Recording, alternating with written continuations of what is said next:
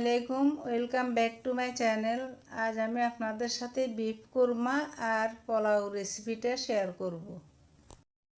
তবে রান্না শুরু করার আগে সবাইকে অনুরোধ করব আমার চ্যানেলটি সাবস্ক্রাইব করে পাশে থাকা বেল আইকনে ক্লিক করে রাখবেন।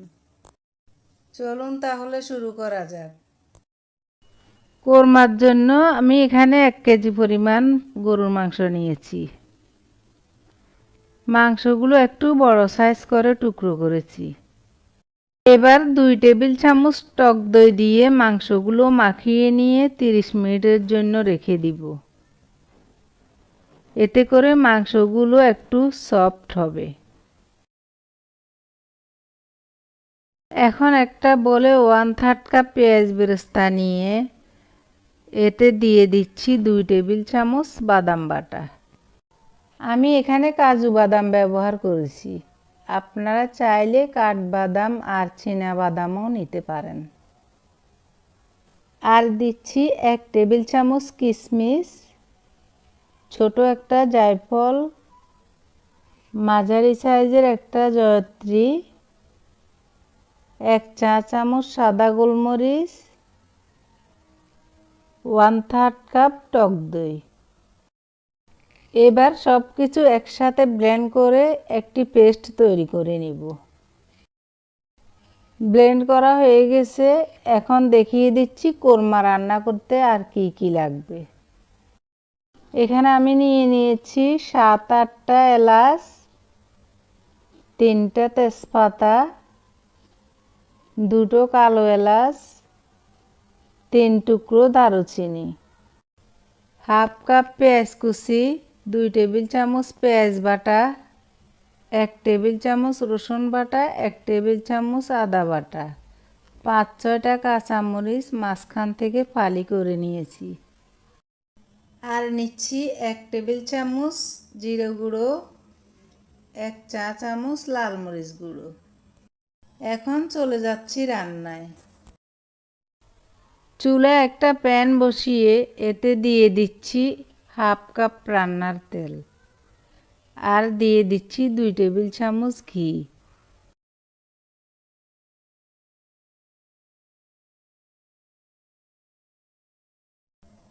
এবার গরম মশলার ফোড়ন দিয়ে এতে দিয়ে দিচ্ছি পেঁয়াজ কুচি।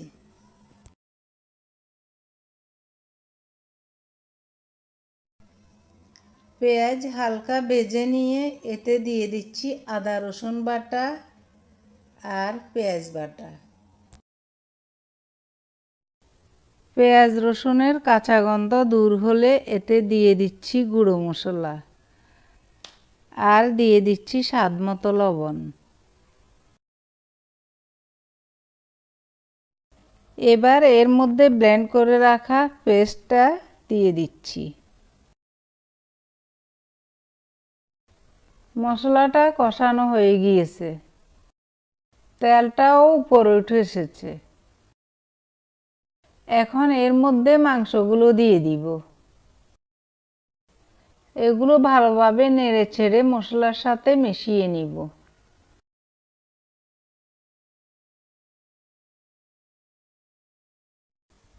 এভাবে 2 থেকে 3 মিনিট নেড়েচেড়ে ঢাকনা দিয়ে ঢেকে মিডিয়াম আঁচে 20 মিনিটের জন্য রান্না করে নিব।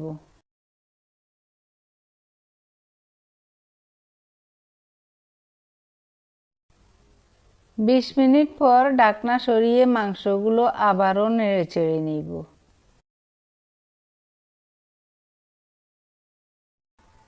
এখন এতে 1.5 কাপ গরম পানি অ্যাড করে দিব।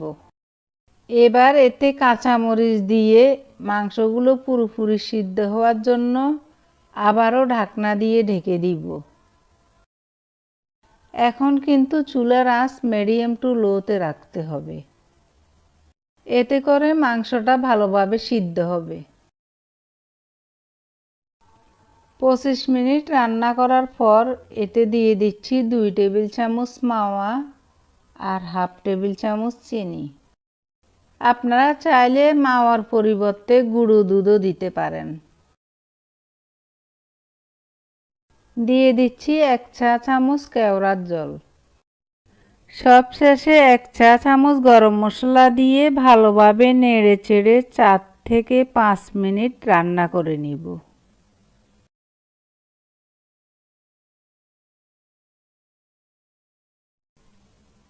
এরপর আবারও 2 মিনিটের জন্য ঢাকনা দিয়ে ঢেকে দিব।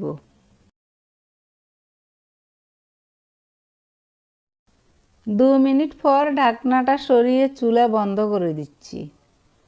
এখন আমি এটা পরিবেশন পাত্রে তুলে নিব। তৈরি হয়ে গেল মজাদার বিফ কোরমা। পোলাও রান্না করার জন্য আমি এখানে 3 কাপ চিনি গুঁড়া চাউল নিয়েছি। এগুলো আমি ভালোভাবে পরিষ্কার করে ধুয়ে পানি ঝরিয়ে নিয়েছি। এখন 2 চা চামচ লবণ দিয়ে চাউলগুলো মাখিয়ে নিচ্ছি।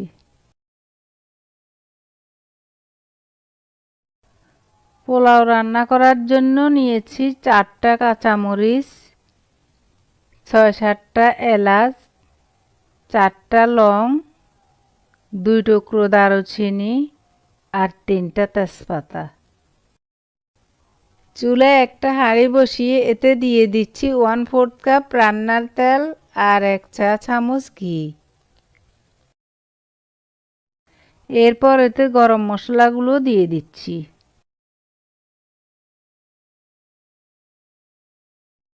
এগুলো একটু নেড়ে ছেড়ে এতে দিয়ে দিচ্ছি 1/3 কাপ পেঁয়াজ কুচি।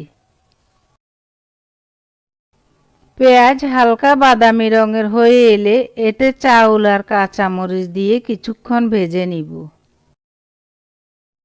3-4 মিনিট ভাজার পর যখন চাউল থেকে অ্যারোমা বের হবে বুঝতে হবে চাউল ভাজা হয়ে গেছে। এখন এর মধ্যে গরম পানি মিশিয়ে নিব। পানির পরিমাণ চাউলের দ্বিগুণ হতে হবে। 3 কাপ চাউলের জন্য আমি 6 কাপ পানি দিয়েছি।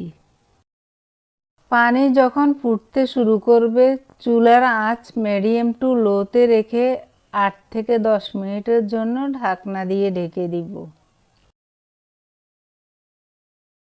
এরপর এতে সামান্য পরিমাণ গ্রেট করা গাজর মিশিয়ে নিব। এতে করে পোলাওয়ে খুব সুন্দর একটা কালার আসবে। আর দিয়ে দিব সামান্য পরিমাণ কেওড়ার জল। এবার সব কিছু একসাথে মিশিয়ে নিয়ে আবারও ঢাকনা দিয়ে ঢেকে দিব। এ পর্যায়ে ঢাকনায় কোনো ছিদ্র থাকলে সেটা বন্ধ করে দিতে হবে। চুলার আঁচটা একেবারে কমিয়ে দিয়ে 5 মিনিটের জন্য রেখে দিব।